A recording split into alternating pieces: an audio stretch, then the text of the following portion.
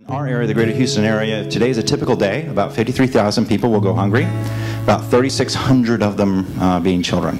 I was talking to a principal for one of the elementary schools we do the Backpack Buddy Club thing with, and she was telling me that she was talking to one of her fourth graders who had flunked the tax test.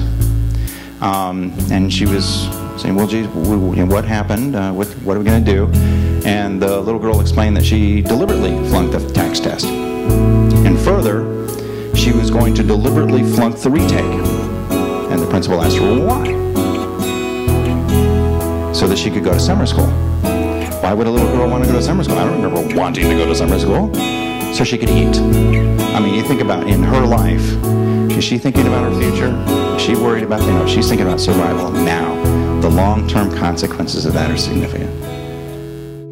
When we talk about food insecurity, we're talking about families that really aren't getting full meals, that aren't the children who aren't getting a meal 3 times a day. That's why it's so important that we utilize programs like the school lunch program and the school breakfast program. And importantly, really the best program that we can do in terms of feeding families is the SNAP program or the food stamp program. In the state of Texas, we rank 49th at making sure that families who are eligible for SNAP, for food stamps, are getting those food stamps. We really need to change that dynamic because families who are getting food stamps, usually they get them for a short period of time, yet they're able to use that to make sure that those children are fed. Poverty is very difficult to eliminate, but there's no reason for anybody to go hungry, especially children, because of the federal programs that I oversee. Texas Hunger Initiative has partnered with USDA and another organization called Dairy Max here in Texas, where Dairy Max actually will put up startup grants into a school that wants to do the breakfast program.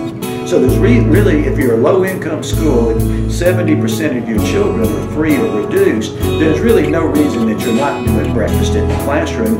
USDA will pay for those children to have breakfast.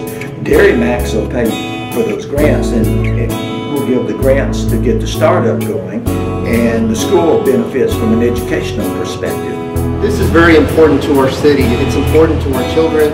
It's important to make sure that we're developing these young leaders, these young minds into the future leaders of tomorrow.